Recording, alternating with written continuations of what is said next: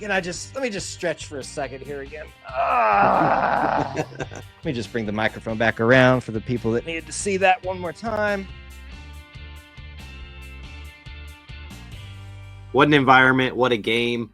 I mean, I'm very thankful to have been there, and obviously very happy after a long day of travel there and back to be back in the plains. But it made it all worth it. Well, and here's the thing too. I do want us to have our fun, as we've had already several times throughout the show. But let's acknowledge this. This doesn't happen to this magnitude without Alabama being a great basketball team. 100%. This is 1 versus 2. You saw why all season leading up to this game and in this game as well, even though they didn't shoot all that well, as which is typically their MO, why they are highly ranked and why they are highly thought of. And so I do want us to make sure that we put that out there. With that being said, that's why you're number 2.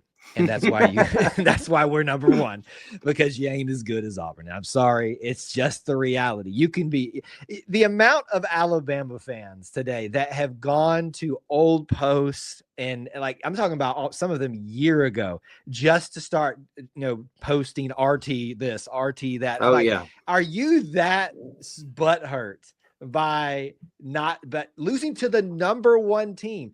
Every prognosticator out there is already saying Auburn's got it locked up to be a number 1 seed, probably has the number 1 overall thing still locked up just because of their resume. And you still can't handle it. My gosh, grow a pair, be an adult. I mean,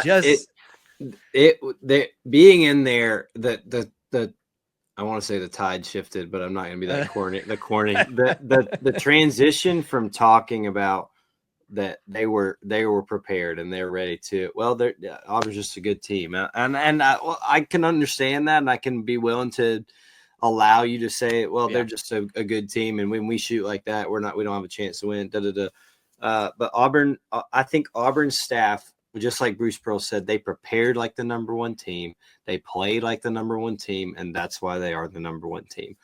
I'm a believer in we're going to see this match. We're obviously going to see this matchup one more time. Oh, yeah.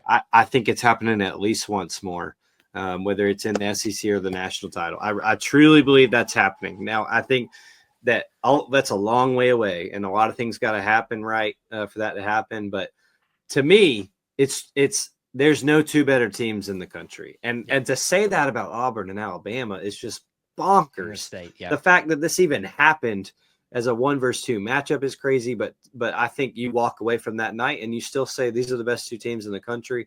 But I think there's a clear and defining best team in the country, and it was on full display last night. I had this choice between wearing this shirt or the State of Auburn shirt tonight, and I chose one that I hardly ever break out, the Beat Bama shirt that you can't get. It's a solid choice. I meant to wear it last night on the post-game stream, and I forgot.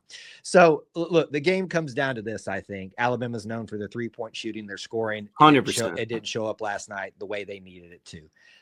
My other key to the game was Auburn taking care of those big 3, as I always talk about on post game. Their free throws, their turnovers, and their rebounds. They lose rebounds at the end of the game, but they were in the lead for a while. They lose out on free throws. They do maximize, or I guess minimize the turnovers. Only 4, and I think Alabama also only had 7, which is also impressive too. Very. So if you want to talk about like making the case for these are 2 high caliber teams, just look at that alone. Yeah, Alabama's at home, but this is against Auburn, a great defensive team. They're going to get some turnovers, and they only allow. Or Auburn gets 7 and Auburn only gives up 4. So that's a great testament to both of those teams too there. It was a juggernaut of a matchup.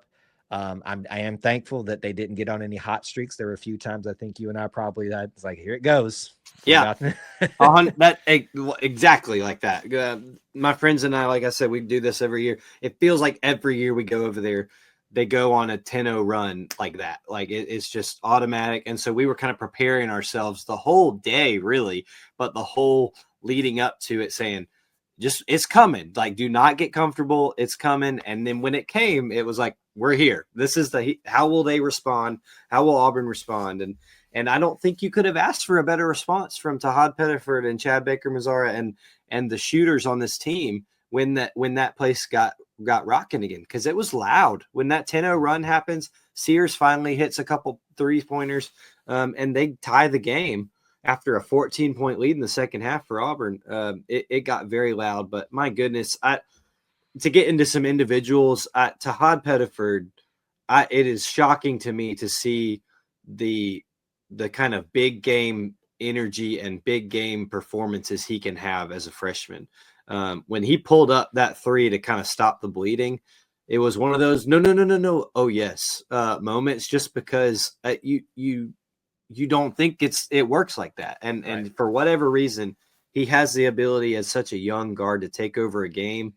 And I've just been very impressed with him and how this team just responds to moments like that, because that's about as difficult as it's going to get in a place like that, where it was totally, I mean, shoulder to shoulder, sold out in the airplane hangar, just absolutely bonkers when they were on a run, and to just silence the crowd, it just took the wind out of the sails. Yeah, and you juxtapose that with an air ball at the end of the game with a certain other player. It's look. I'm just saying. I'm stealing this. I'm sorry. I don't know who it's from, but if he was sold a dream, that was a nightmare last night, and so I could not be more enthused with how that game ended, and just seeing how Auburn responded with the personnel they have versus the personnel Alabama has. Like, poetic. It is very poetic, and certainly, look, I don't want to be overly mean-spirited about it. We certainly are happy that he got what he deserved by going to Alabama. Certainly he gets another crack at us at least one more time. And he has had a pretty decent year this year. So no, and we're talking about Aiden Holloway, if that wasn't clear. Yeah. But the person that was sold a dream, apparently. Well, and we've seen the videos. It doesn't look like there was no love lost with the sure. team, and I think him and CBM had a good relationship. But I think it paid off for Auburn too. We joke about who's 25 years old and all this on their team, but Auburn's veterans know how he plays and know. Yeah. And CBM had the assignment on guard and Aiden most of the night, and I think it showed when he didn't have his best game. Now, granted, a lot of them didn't have their best game, and I know that's the storyline right now of the 3-point shooting and not being as good. But Auburn's defense is what sets them apart right now, and being able to be the number one team. To hold that team to 80-something points in their own gym, to never let them lead for the first time in their coach's tenure there in a home game. The defense is what sets apart. We talk about defense win championships. I think it's why the defense shows you who's the number one team right now.